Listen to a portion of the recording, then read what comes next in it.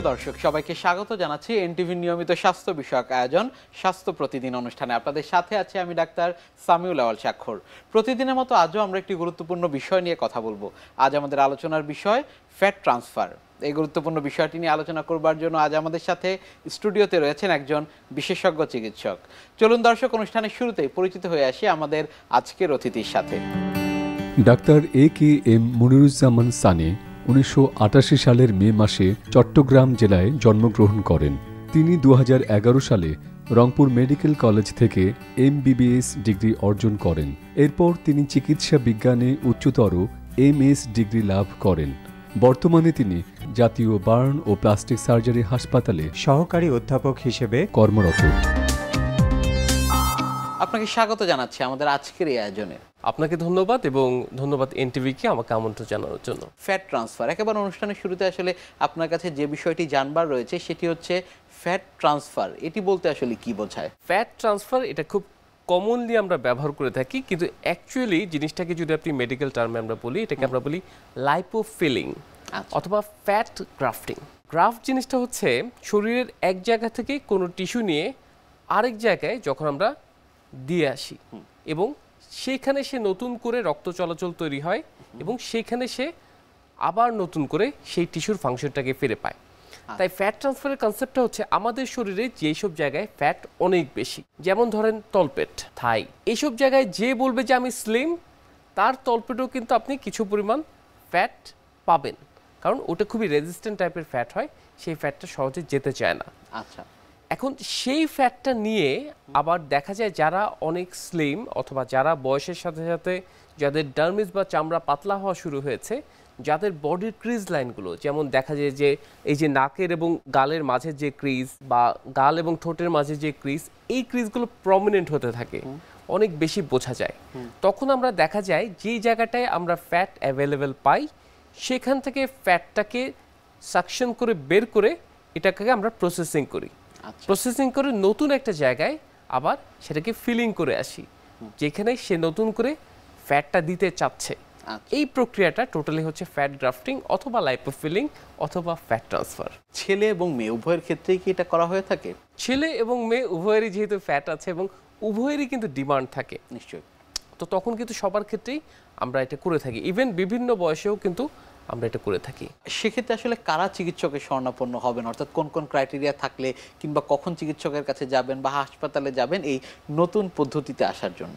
Specially আমরা এরকম অনেক মানুষকে পাই যার আসলে খুব বড় ধরনের কোনো ডিফেক্ট নেই, কিন্তু তার হয়তো একটা ট্রমা ছিল, একটা কেটে গিয়েছিল তার ফেসে অথবা হাতে অথবা পায়ে অথবা শরীরের এক্সপোজ কোনো জায়গায় একটা স্কার আছে।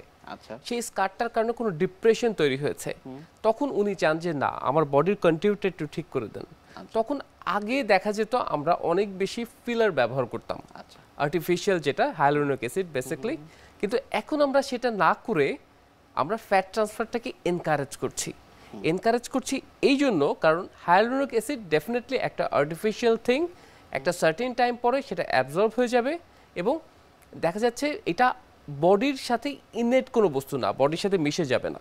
কিন্তু ফ্যাটটা যেহেতু তার নিজের শরীরেরই এবং সেটা অন্য একটা জায়গায় দিয়ে আসা যায় এবং সেটা নর্মাল ফ্যাটের মতোই, সেটাও কিছু লস হয়ে একটা সার্টেন অ্যামাউন্ট দেখা যায় 2/3 মতো লিভিং টিস্যু হয়ে যায়। তো তখন আমরা এই জন্য কিন্তু ফ্যাট ট্রান্সফারটাকে এখন এনকারেজ করছি।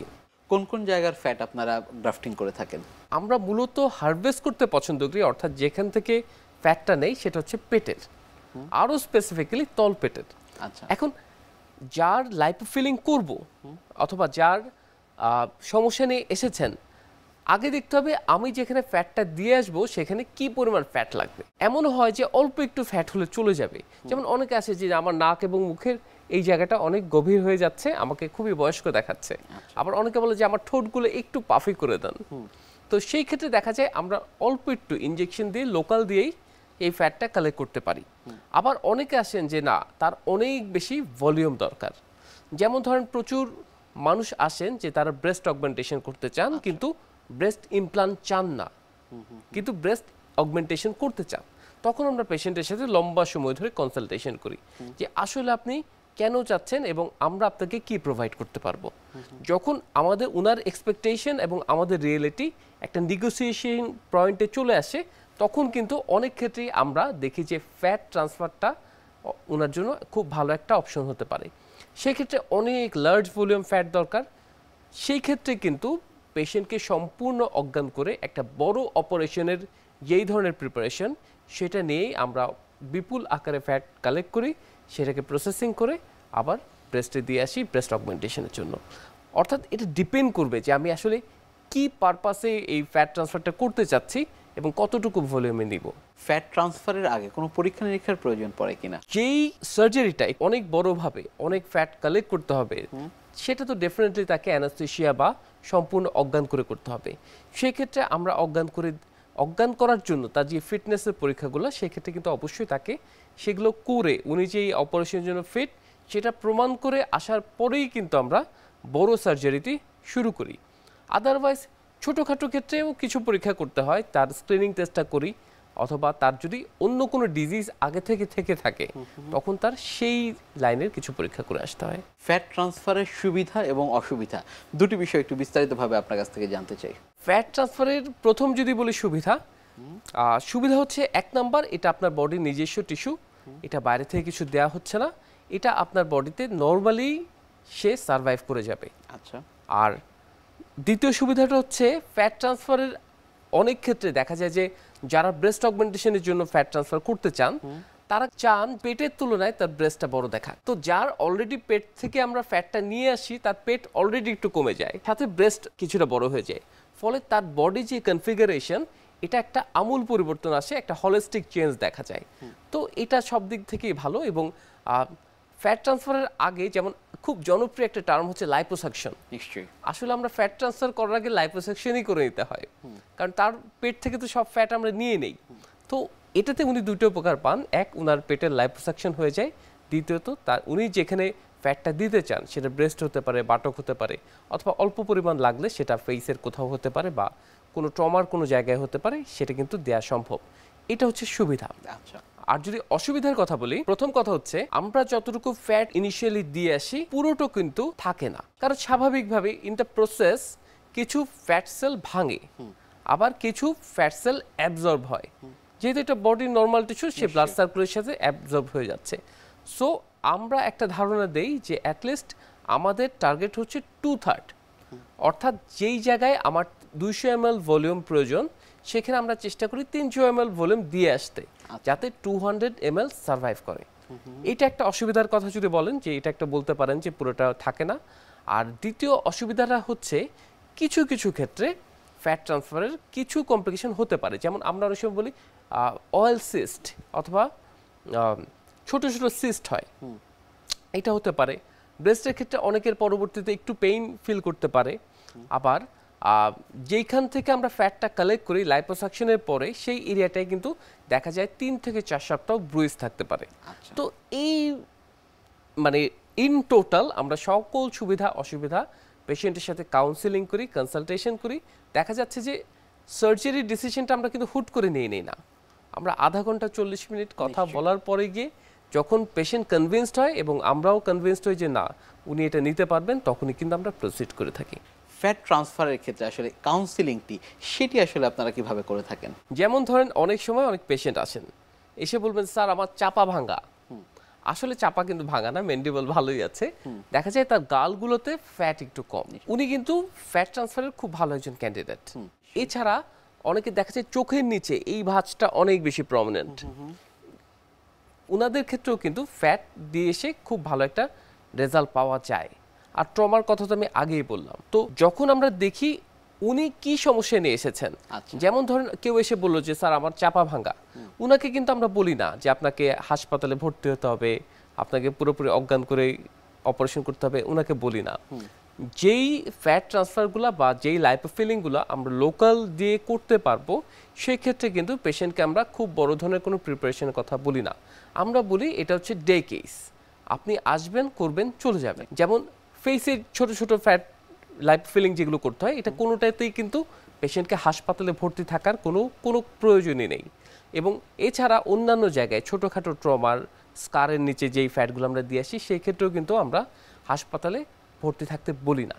কিন্তু 2-3টা কেস যেগুলোতে, যেমন আমি আগেও বলেছি যে ব্রেস্ট অগমেন্টেশন, সেক্ষেত্রে কিন্তু অবশ্যই হাসপাতালে ভর্তি থাকতে হবে, তাকে পুরোপুরি অজ্ঞান করে করা হবে এবং সার্জারির পরে তাকে 5 থেকে 7 দিন একটা রেস্টিং পিরিয়ডে থাকতে হবে। এছাড়া আরেকটা ফ্যাট ট্রান্সফারের আরেকটা সার্জারি খুব জনপ্রিয়, আসলে আমাদের এখানে হয়তো এখনো এত বেশি জনপ্রিয় না, কিন্তু ইউরোপ আমেরিকায় খুব বেশি জনপ্রিয়, সেটা হচ্ছে ব্রাজিলিয়ান বাট লিফট। অর্থাৎ সেই ক্ষেত্রে দেখা যায় আমরা পেট থেকে ফ্যাট নিয়ে বাটকে দিয়ে আসি, অথবা আবার আরেকটাও জনপ্রিয় সার্জারি হচ্ছে পেট থেকে ফ্যাট নিয়ে থাই দিয়ে আসা। তো এই কেসগুলোতে দেখা যায় যে হয়তো পুরোপুরি অজ্ঞান করতে হয় না, কিন্তু তাকে স্পাইনাল বা শরীরের অর্ধেক দেশে অনেক হচ্ছে। হ্যাঁ, আসলে বর্তমানে কিন্তু হচ্ছে না তা না, বর্তমানে এটা আমাদের দেশে জনপ্রিয় হচ্ছে। নিশ্চয়ই। লাইপোসাকশনের যে বিষয়টির কথা বলছিলেন, সেটির ক্যান্ডিডেট আসলে কারা? লাইপোসাকশনের ক্যান্ডিডেট হচ্ছে, ধরেন অনেক ভারী একজন মানুষ, ওবেস মানুষ, উনি যদি এসে বলেন যে স্যার আমি লাইপোসাকশন করতে চাই, আমি বলবো I am really sorry sir, আসলে লাইপোসাকশন করে আপনার ওজন কমানো সম্ভব না। আপনার ইন টোটাল বডির অবেসিটি কিন্তু লাইপোসাকশনে কমবে না। তাহলে কথা হচ্ছে লাইপোসাকশন করে আমরা কি করি? শরীরের স্পেসিফিক কিছু জায়গা আছে যেখানকার ফ্যাটটা ডায়েট এবং এক্সারসাইজের মাধ্যমে কমতে চায় না, সেগুলোকে আমরা রেজিস্ট্যান্ট ফ্যাট বলি। যেমন ধরেন একজন মানুষ মোটা ছিলেন, উনি স্লিম হয়ে গেলেন, কিন্তু উনার থুতনিতে যে ফ্যাটটা জমেছিল সেটা কিন্তু কমতে চাবে না, তার ওভারঅল ফেসের ফ্যাট কিন্তু কমে যাবে। তখন আমরা বলি না, ওনার তো ডাবল চিন আছে, এটা আমরা ছোট্ট একটা ছিদ্র করে ডাবল চিনটা নিয়ে আসতে পারি, ফ্যাটটা নিয়ে আসতে পারি। আবার যেই তলপেটের তো একটা ইউনিভার্সাল ডিপোর্ট এরিয়া, এখানে ফ্যাট জমা হতেই থাকে এবং এখানকার ফ্যাট সবার আগে জমা হয় এবং সবার শেষে গিয়ে এটা কমতে শুরু করে। ফলে তলপেট খুব ভালো একটা জায়গা যেখানে লোকালাইজড ফ্যাটের একটা কালেকশন থাকে, যেটা লাইপোসাকশন করে কমিয়ে আনা সম্ভব। এছাড়া অনেকে দেখা যায় চেস্ট ওয়ালে থাকে, অনেক স্পেশালি কিছু ফিমেল যাদের দেখবেন বডি কনফিগারেশন ভালোই, কিন্তু তাদের হাতগুলো অনেক বাল্কি। আচ্ছা, তো তারা যখন স্লিভলেস পড়তে চান তারা খুব আনইজি ফিল করেন যে না, আমার হাতটা তো খুব মোটা দেখাচ্ছে। তো তাদের কিন্তু আর্ম লাইপোসাকশনের তারা খুব ভালো ক্যান্ডিডেট এবং সেটার রেজাল্টও চমৎকার, পেশেন্ট কমপ্লায়েন্সও ভালো, পেশেন্ট এটা নিয়ে খুবই খুশি থাকেন। এর বাইরে অনেক ক্ষেত্রে স্পেসিফিক কোনো এরিয়া যদি পেশেন্টের সাইকোসোশ্যাল প্রবলেম ক্রিয়েট করে, অর্থাৎ এটা অ্যাকচুয়ালি ক্লিনিক্যালি কোনো প্রবলেম না, কিন্তু উনি সাইকোলজিক্যালি এটা নিয়ে ডিপ্রেশনে ভুগছেন, ওই স্পেসিফিক এরিয়ায় আমরা লাইপোসাকশন করে থাকি। এটা ব্যাক হতে পারে, বাটক হতে পারে, থাইও হতে পারে, ইভেন অনেক সময় আমরা পায়েও করি লেগে। ফ্যাট ট্রান্সফারের এই বিষয়গুলো নিয়ে আপনার কাছ থেকে আমরা আরও জানবো, তবে তার আগে আমাদের এই অনুষ্ঠানে একটি নিয়মিত সেগমেন্ট হচ্ছে বিভিন্ন খাদ্যের পুষ্টি গুণাগুণ সম্পর্কে আমাদের দর্শকদের জানিয়ে দেয়া। প্রিয় দর্শক, দেখছেন স্বাস্থ্য প্রতিদিন। কথা হচ্ছিল খুব গুরুত্বপূর্ণ একটি বিষয়, ফ্যাট ট্রান্সফার নিয়ে। অনুষ্ঠানের পর্যায়ে দেখে নেব বিভিন্ন খাদ্যের পুষ্টি গুণাগুণ সম্পর্কে আমাদের পুষ্টিবিদের কাছ থেকে।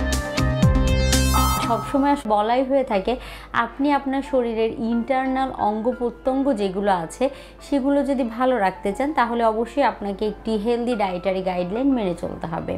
এক একটি অঙ্গকে ভালো রাখার জন্য বেশ কিছু খাবারের বা ডায়েটারি মডিফিকেশন আমরা বলে থাকি। তো সেই ক্ষেত্রে কোলন ভালো রাখার জন্য সবার প্রথমে যদি বলতে হয়, প্রচুর পরিমাণে পানি এবং পানি সমৃদ্ধ ফলমূল শাকসবজি গ্রহণ করতে হবে। কেননা কোলন ভালো রাখার জন্য পানি বা জলীয় খাবারের কিন্তু কোনো বিকল্প নেই। সেই জন্য প্রতিদিন 8 থেকে 10 গ্লাস পানি পান করতে হবে। বিভিন্ন ধরনের ফলমূল শাকসবজি, বিশেষ করে সিজনাল ফলমূল শাকসবজি যেগুলো আছে সেগুলোতে কিন্তু পানির পরিমাণ খুব ভালো পরিমাণে থাকে। সেটি শীতকাল হোক বা গ্রীষ্মকাল, যখনই হোক না কেন আপনি চেষ্টা করবেন পানি সমৃদ্ধ ফলমূল শাকসবজি রাখার জন্য। প্রতিদিন যদি একটি করে কচি ডাবের পানি পান করতে পারেন, সেটিও কিন্তু আপনার শরীরে পানির চাহিদা পূরণ করার ক্ষেত্রে গুরুত্বপূর্ণ ভূমিকা পালন করবে। এর পরবর্তীতে বলবো যে সবসময় আসলে প্রচুর পরিমাণে পানি জাতীয় খাবার গ্রহণ করার পাশাপাশি আপনার খাদ্য তালিকায় ফলমূল শাকসবজি থেকে যেমন আপনি পানি পেয়ে যাচ্ছেন, পাশাপাশি আপনার কোলন ভালো রাখার জন্য অন্যান্য পুষ্টি উপাদানের চাহিদা পূরণ করতেও কিন্তু এটি সাহায্য করে থাকে।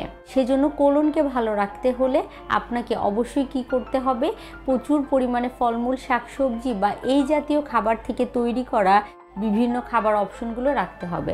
সকালে ব্রেকফাস্টে অবশ্যই একটি সবজির আইটেম রাখার চেষ্টা করবেন। মধ্য সকালে যখন খাবার গ্রহণ করবেন তখন একটি মিষ্টি ফল রাখলেন, আবার দুপুরে খাবারে শাকের একটি আইটেম রাখলেন, সবজির একটি আইটেম রাখলেন, বিকেলবেলায় যে কোনো একটি ফল বা টক ফল আপনি গ্রহণ করে ফেলতে পারেন। রাতের খাবার হিসেবে রাতের খাবারের সাথে আপনি রাখার চেষ্টা করবেন যে কোনো সবজির একটি আইটেম।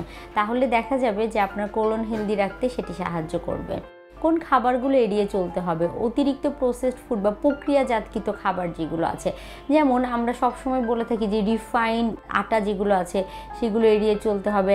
আবার অতিরিক্ত সাদা আটা থেকে তৈরি করা খাবার বা খাবার সামগ্রী যেগুলো আছে সেগুলো এড়িয়ে চলতে হবে। পাউরুটি, পাস্তা, সাদা আটা থেকে তৈরি করা খাবার সেগুলো এড়িয়ে চলার চেষ্টা করতে হবে, না হলে এটি কিন্তু আপনার কোলনকে হুমকির মুখে ফেলে দিবে।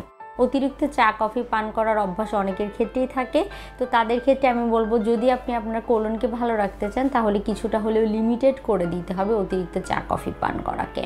তার পরবর্তীতে লাল মাংস আমাদের দেহের বিভিন্ন ধরনের পুষ্টি উপাদানের ঘাটতি পূরণ করতে সাহায্য করে, কিন্তু এই লাল মাংস অতিরিক্ত গ্রহণ করলে বিভিন্ন গবেষণায় উঠে এসেছে যে সেটি কিন্তু আপনার কোলনকে হুমকির সম্মুখীন করে দেয় বা কোলনের বিভিন্ন রোগের আশঙ্কাকে বাড়িয়ে দেয়। সেজন্য অবশ্যই আপনি যদি আপনার কোলনকে ভালো রাখতে চান আপনাকে এই লাল মাংসের অতিরিক্ত গ্রহণ এড়িয়ে চলতে হবে। চেষ্টা করবেন মাসে 1 থেকে 2 বার এই লাল মাংস গ্রহণ করার জন্য।